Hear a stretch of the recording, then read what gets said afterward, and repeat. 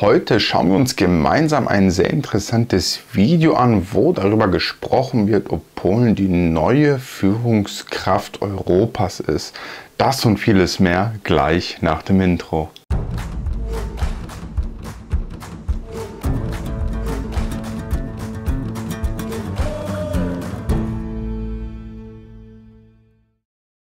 An dieser Stelle auch nochmal Hallo und herzlich willkommen auf meinem YouTube-Kanal. Falls du mir heute zum ersten Mal zuschaust, ein paar Worte zu mir selbst. Mein Name ist Christoph und ich bin vor einiger Zeit von Deutschland nach Polen ausgewandert. Auf meinem Kanal dreht sich alles rund um das Thema Polen und falls du dich auch für das Thema Polen interessierst oder vielleicht auch nur ein bisschen Unterhaltung suchst, würde es mich wirklich sehr freuen, wenn du den Kanal abonnierst und auch sofort die Glocke aktivierst. Dann würdest du meine Arbeit wirklich sehr unterstützen und es würde mich wirklich total freuen. Vielen lieben Dank dafür. Ich habe mal wieder ein interessantes Video im Internet gefunden, wo darüber gesprochen wird, ob Polen die neue Führungsmacht Europas ist. Es ist ein Video vom Kanal Arte, welches auf Französisch ist, auf Deutsch übersetzt wurde. Trotzdem finde ich das sehr interessant. Ich habe mir ehrlich gesagt unter dem Video etwas ganz anderes vorgestellt, aber als ich da einmal kurz reingeblickt habe, fand ich das so interessant, dass ich mir gedacht habe, ach, das werde ich mal mit euch gemeinsam anschauen, denn wir gehen auch ein bisschen in die Vergangenheit zurück, das heißt bis zur Zeit des nach dem Ersten Weltkrieg, bis zur heutigen Zeit. Und da wird das ein oder andere einfach mal angesprochen, wo ich vielleicht auch mal gerne meinen Senf dazu geben möchte. Dann würde ich sagen, fangen wir auch schon an. So, dann geht es auch schon los. Hier auch nur nochmal zur Info, das komplette Video findet ihr dann auch nochmal unten in der Videobeschreibung. Polen übernimmt in geografischer, wirtschaftlicher und militärischer Hinsicht in Europa eine führende Rolle, vor allem seit Russlands Überfall auf die Ukraine. Denn das Land ist von großer Bedeutung für die Verteidigung Europas. Ein Blick auf unsere Karten. Polen liegt in Mitteleuropa und ist das sechstgrößte Land der EU nach Frankreich, Spanien. Hier, was mir auch schon mal aufgefallen ist, gut, dass hier Polen als Mitteleuropa beschrieben wird. Man kriegt sehr oft zu hören, dass Polen zu Osteuropa gehört, was natürlich falsch ist. Spanien, Schweden, Deutschland und Finnland. Und es hat die fünftgrößte Bevölkerung, 36,6 Millionen Einwohner. Polen grenzt an Deutschland, Tschechien, die Slowakei, die Ukraine, Belarus, Litauen und die russische Exklave Kaliningrad. Damit nimmt es eine zentrale Lage zwischen Nordeuropa, den baltischen Ländern und Südeuropa ein, vor allem aber zwischen West und Ost. Im Osten. Man sieht jetzt hier auch eigentlich, dass Polen ein sehr wichtiges Land ist, wie auch hier gerade so beschrieben, bisschen so die Mitte zwischen Ost und West, gerade auch wenn es um Transport und Lieferung geht. Also ich finde, meiner Meinung nach, Polen ist wirklich verdammt wichtig für ganz Europa. Ist die Geschichte Polens, deren heutige Grenzen hier abgebildet sind, von seinem Verhältnis zu Russland geprägt. Nach dem Ersten Weltkrieg und dem Versailler Vertrag kam es zum Polnisch-Sowjetischen Krieg von 1919 bis 1921. Knapp 20 Jahre später kam es zur Aufteilung Polens zwischen Nazi-Deutschland und der Sowjetunion, entsprechend einem geheimen Zusatzprotokoll zum deutsch-sowjetischen Nichtangriffspakt. Nach dem Zweiten Weltkrieg verbrachte es 45 Jahre im Einflussbereich der Sowjetunion und war mit Moskau durch den Warschauer Pakt verbunden. Nach dem Fall der Berliner Mauer und dem Zerfall der UdSSR konnte sich Polen wieder dem Westen zuwenden. Symbolisiert wurde diese Rückkehr durch den Beitritt zur NATO 1999 und zur Europäischen Union 2004. Der EU-Beitritt führte in Polen zu einem tiefgreifenden Wandel und das Land wurde zu einer bedeutenden Wirtschaftsmacht in Europa. 2003, vor dem Beitritt, betrug die Arbeitslosenquote in Polen fast 20%.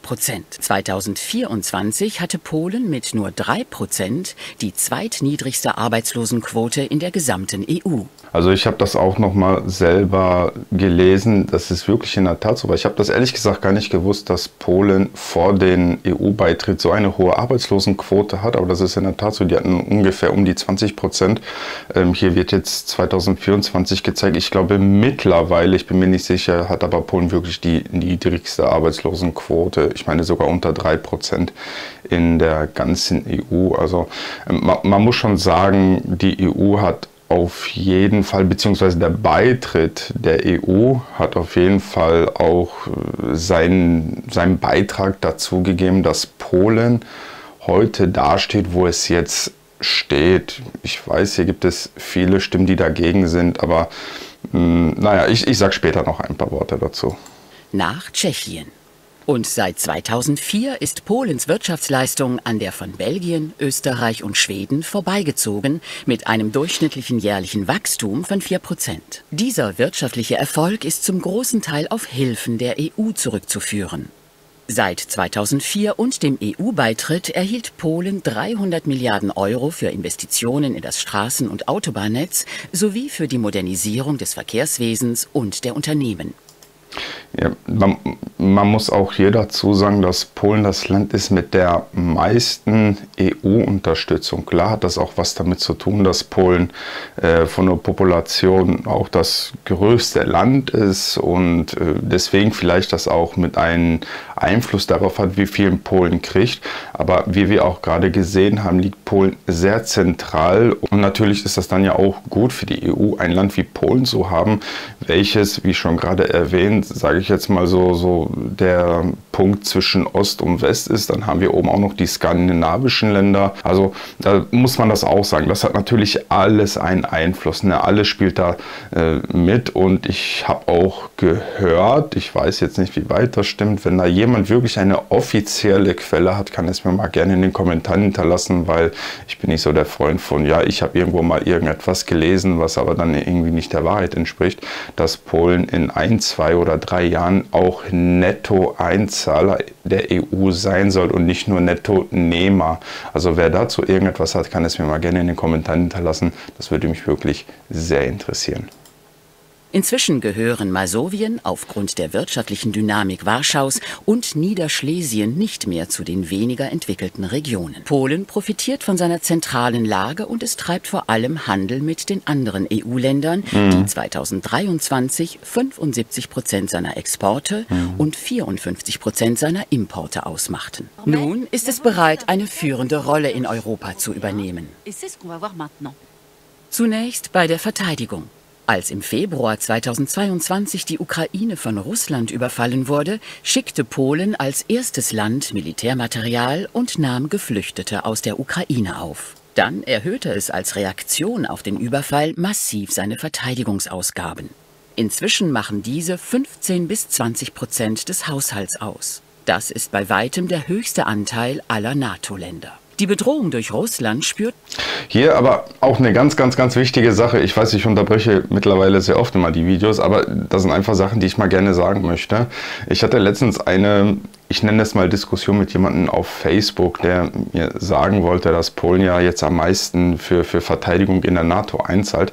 Leute, schaut mal bitte darauf, dass prozentual gesehen ja von dem BIP, was Polen hat, am meisten bezahlt. Ich glaube, die haben über 4%, 4,5%. Ich bin mir da jetzt wirklich nicht so 100% sicher, wie viel das ist im Prozent. Aber wenn wir auf Prozent schauen, ja, zahlen die am meisten aller NATO-Länder in die Verteidigung ein. Aber man muss schauen, wenn wir jetzt von der Summe sprechen, also ob es jetzt in Dollar oder Euro gerechnet ist, zahlt Deutschland trotzdem immer noch doppelt so viel. Also dieses, sagen wir mal, die 4,5%, die Polen einzahlt, sind ungefähr um die 40 Milliarden Euro. Aber Deutschland, die zahlen jetzt ein bisschen mehr wie 2%, sind trotzdem bei über 90 Milliarden Euro. Ne? Und wenn wir uns jetzt mal USA noch dazu anschauen, USA zahlt, glaube ich meine 3,5% ungefähr, die zahlen nochmal 10-mal so viel wie Deutschland. Ne? Also ne, das wird manchmal immer so gerne falsch verstanden. Viele Leute denken, Polen ist jetzt der im Allgemeinen am meisten in die NATO-Verteidigung einzahlt.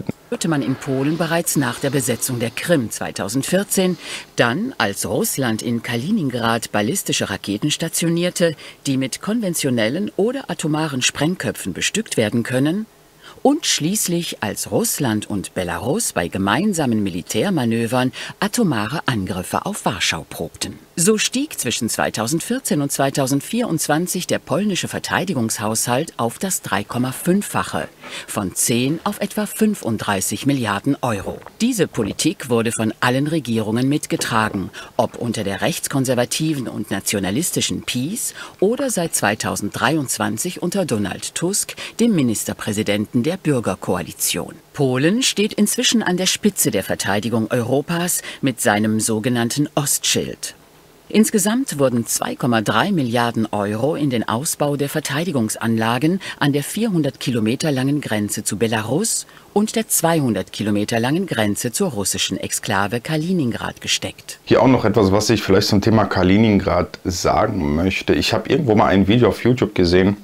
Leider finde ich das Video nicht mehr, wo so eine, ich sage jetzt mal, Dokumentation gemacht wurde, was die Leute aus Kaliningrad dazu sagen, zu der jetzigen Situation. Und so wie ich das rausgehört habe, sind die Leute in Kaliningrad so ein bisschen, ja, ich nenne das jetzt einfach mal so, traurig über die ganze Situation, weil die eigentlich immer mit Polen so ein gutes Verhältnis hatten. Die Leute aus Kaliningrad oder die Menschen aus Kaliningrad sind immer sehr gerne nach Polen rübergefahren. Umgekehrt soll das wohl auch so gewesen sein. Man muss auch mal sagen, wie es ist, wenn es hier wirklich um normale Bürger geht. Ja, ich denke, die wenigsten Bürger sind wirklich auf Krieg aus, und wenn Krieg herrscht, weil Politiker sich auf welche Art und Weise sich auch nicht einig werden, brauchen wir jetzt gar nicht darauf eingehen, ist das natürlich auch schon ein bisschen traurig. Der Schutzschild besteht aus Gräben, Bunkern, vermintem Gelände sowie Satellitenaufklärung und Anti-Drohnensystemen. Polens Armee hat die höchste Truppenstärke der EU. 202.100 aktive Soldatinnen und Soldaten, mehr als Frankreich seit 2023, sowie Deutschland, Italien und Spanien, die allesamt mehr Einwohner haben.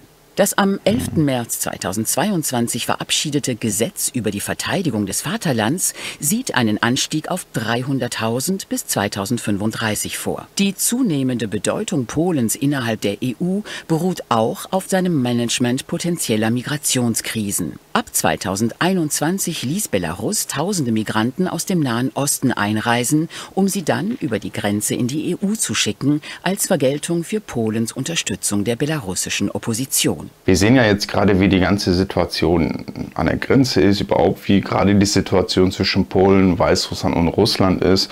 Und meine Frage an euch, seid ihr vielleicht der Meinung, dass Polen in gewissen Punkten, vielleicht auch was das Militär angeht, eine zusätzliche Hilfe, Finanzierung von der EU kriegen sollte in diesem Fall? Weil man muss ja auch sagen, man sieht das ja auch, dass Polen schon so mehr oder weniger so, wie es hier auch gerade beschrieben wurde, der Ostschild ist. Und ja, man muss sagen, schon einen großen Einfluss darauf hat, wer aus dem Osten in die EU reinkommt und wer nicht. Deswegen meine Frage, seid ihr der Meinung, dass Polen auf jegliche Art und Weise irgendwie zusätzlich finanziert werden sollte? Falls ja, könnt ihr es mir mal sehr gerne in den Kommentaren hinterlassen und vielleicht auch mal eure Idee lassen, auf welche Art und Weise hier Polen noch unterstützt werden sollte. Polens Wiederannäherung an die EU trägt auch zu seiner führenden Rolle in Europa bei. Denn unter Donald Tusk wurde es seinen Ruf als nationalistisches, der EU gegenüber feindlich eingestelltes Land los. Die nationalkonservative Partei Recht und Gerechtigkeit der Kaczynski-Brüder regierte das Land von 2005 bis 2007 und von 2015 bis 2023. In der zweiten Regierungszeit folgten Präsident Duda und Ministerpräsident Morawiecki dem Modell des Ungarn Orbán. Dazu gehört... Also sorry, das ist jetzt ein bisschen... egal. Gehen wir einfach mal weiter. Eine Kontrolle der Medien, die Disziplinierung der Justiz, die Verschärfung des Abtreibungsverbots, die Verweigerung der Homo-Ehe und das Versprechen eines Referendums zur Todesstrafe.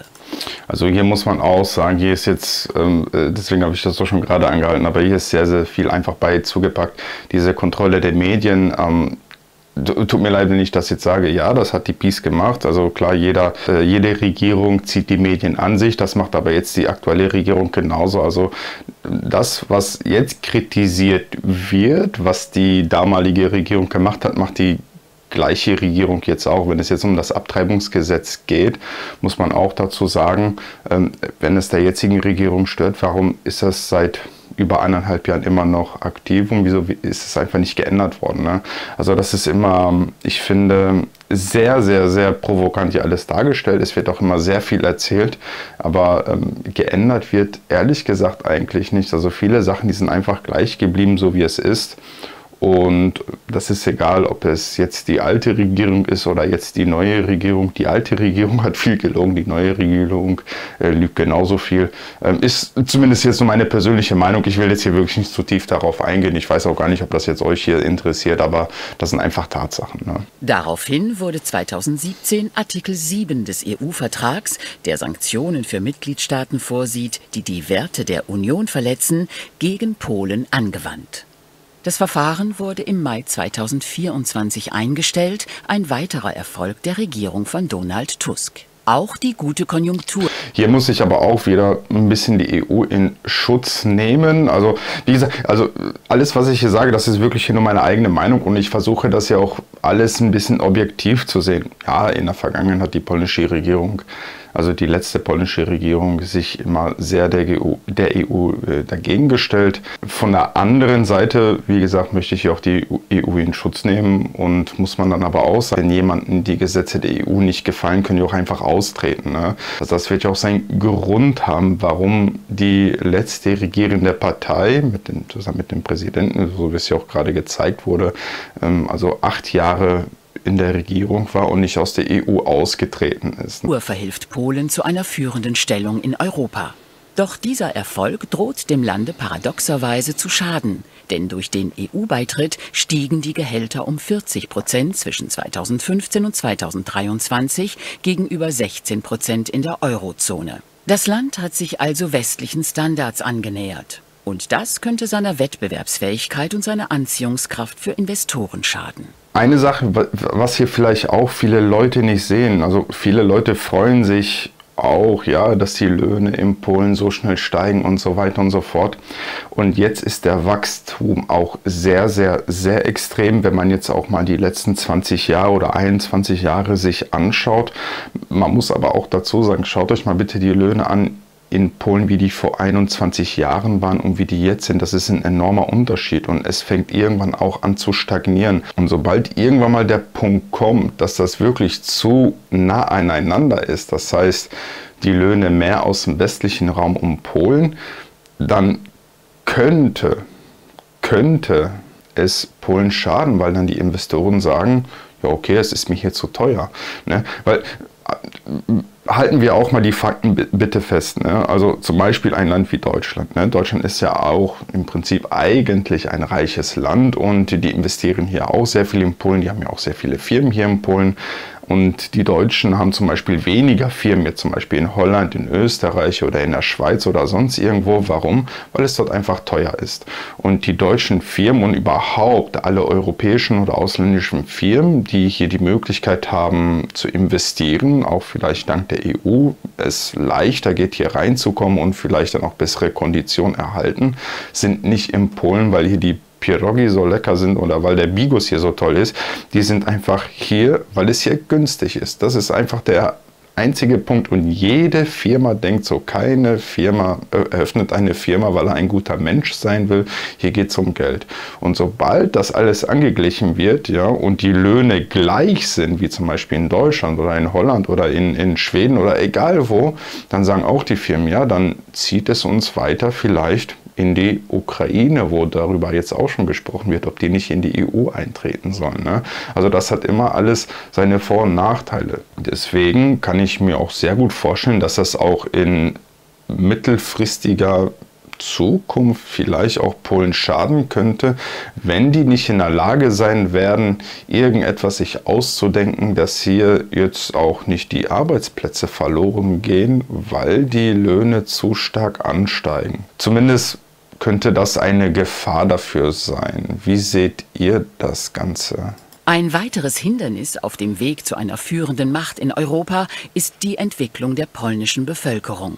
Zwischen 1989 und 2019 gingen 2,5 Millionen Polinnen und Polen ins Ausland, vor allem nach Großbritannien, nach Deutschland und in die Niederlande. Der Trend zur Auswanderung hält zwar an, schwächt sich aber seit Beginn der 2010er Jahre ab. Außerdem ist Polen inzwischen ein Einwanderungsland. 1,1 Millionen Menschen kamen 2023 aus dem Ausland, vor allem aus der Ukraine und aus Belarus. Unter den EU-Mitgliedern ist Polen eins der am meisten vom demografischen Winter.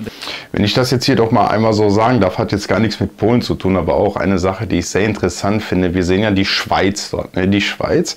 Und wenn wir uns jetzt auch mal ein bisschen die Historie der Schweiz anschauen, bis heute ist Schweiz eigentlich das ideale Land. Die hält sich aus jedem Krieg raus, die hält sich aus jeder Vereinigung raus oder sonst irgendetwas. Und der Schweiz geht es gut. Das ist ein schönes, reiches, kleines Land, ist vielleicht auch von der Population nicht das größte, aber wirklich, ey, Schweiz, die Schweizer, die machen alles richtig, wirklich, also das ist echt der Wahnsinn, das ist echt der Wahnsinn. Die haben es gut, ey. Betroffenen Länder nach Spanien und Italien. 2022 sank die zu erwartende Kinderzahl pro Frau auf 1,26. Oh. Deshalb wurde die staatliche Kostenübernahme für künstliche Befruchtung wieder aufgenommen. Das im Juni 2024 in Kraft getretene Gesetz dürfte zu 20.000 zusätzlichen Geburten führen und den Bevölkerungsrückgang vermindern. Soweit zu unserer Reise durch Polen, eine neue europäische Führungsmacht in wirtschaftlicher und militärischer Hinsicht. Durch die Nähe zu Russland erscheint der Bevölkerung die Bedrohung durch Putin sehr konkret. Und so ist Polen das erste Land der EU, in dem Grundschülerinnen und Grundschüler mit Kleinwaffen vertraut gemacht werden. Darüber habe ich auch berichtet, könnt ihr euch mal gerne das Video anschauen, packe ich euch später in den Kommentaren rein. Während Oberschülerinnen und Oberschüler im Rahmen der Ausbildung zur Sicherheit seit 2025 Schießübungen durchführen. Ja, das war's auch schon mit dem Bericht. Zu all den Punkten würde mich auf jeden Fall auch eure Meinung interessieren, was ihr zu diesen ganzen Thema sagt. Ich habe ja schon das meiste im Beitrag gesagt, was ich von dieser ganzen Situation halte und denke. Man muss sagen, ja, die EU hat schon seinen Beitrag dazu beigetragen, dass Polen da steht, wo es ist, und mit sehr großer Wahrscheinlichkeit wäre Polen jetzt nicht so weit entwickelt, wie es jetzt ist. Ohne die EU, muss man auch ganz klar sagen. Ich sehe das ja auch, wenn man jetzt hier zum Beispiel nur in Łódź unterwegs ist. Natürlich, wie gesagt, kann ich jetzt hier nur dafür sprechen, das, was ich auch selber sehe. Es kann natürlich in anderen Orten und Regionen Polens anders sein. Da könnt ihr mir das auch mal sehr gerne in den Kommentaren hinterlassen, falls ihr dort wohnt. Aber hier kann ich sagen, hier werden sehr viele Sachen von der EU finanziert. Man erkennt das auch an den Schildern, die hier dann aufgestellt werden, dass das eine zusätzliche Finanzierung der EU ist. Hier werden Parks erneuert, verschönert. Hier werden komplette Gebäude gebaut mit Finanzierung der EU. Hier werden neue Häuser, Wohnblocks mit Finanzierung der EU gebaut, die auch nicht zum Verkauf stehen. Die werden rein zur Vermietung freigegeben. Aber man sieht einfach, dass hier sehr, sehr viel Geld reingepumpt wird. Ich war auch nicht vor allzu langer Zeit mal mit meinem Vater in Oberschlesien, da in der Region Beuthen, also Bytom auf Polnisch, und da diese Gegend, und da sieht man auch enorm viele Schilder, wo die EU finanziert, und man sieht das auch, also man sieht da wirklich Gebäude, ältere Gebäude, man sieht, die sind halt eigentlich sehr alt, dann hat man irgendwie 2, 3 Gebäude mit dem Schild, dass sie von der EU finanziert worden sind, die sind natürlich ganz neu, komplett, oder sehen komplett renoviert aus, modernisiert aus. Wenn ich mal die Videos finde, packe ich euch die auch mal, blende ich die mal ein, dann könnt ihr euch das auch mal anschauen.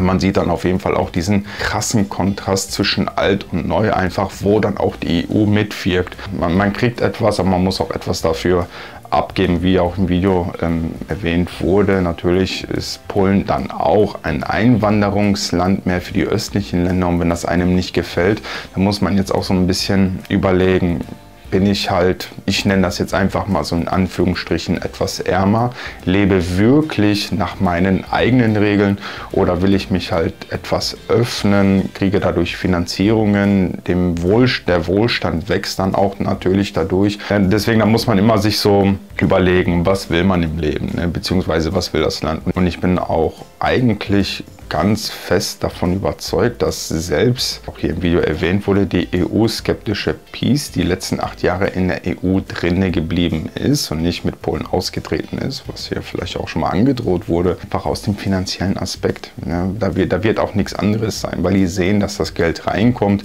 die können dadurch das Land aufbauen, die können dadurch das Land modernisieren, und das ist natürlich auch ein Zuschuss. Ne?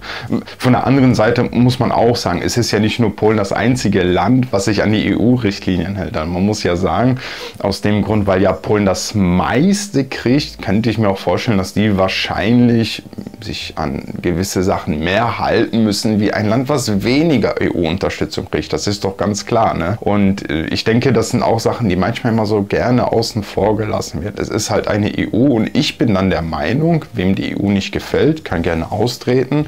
Großbritannien hat da Beispiel gezeigt, wer schon von vornherein nicht mit der EU einverstanden war und den Regeln, braucht jetzt gar nicht eintreten. Da haben wir auch die tolle Schweiz, die auch ein Beispiel gegeben hat. Und wer sagt, okay, ich kann mit der Situation der EU leben, es ist für mich voll und ganz in Ordnung, wie die da vorgehen und so weiter und so fort.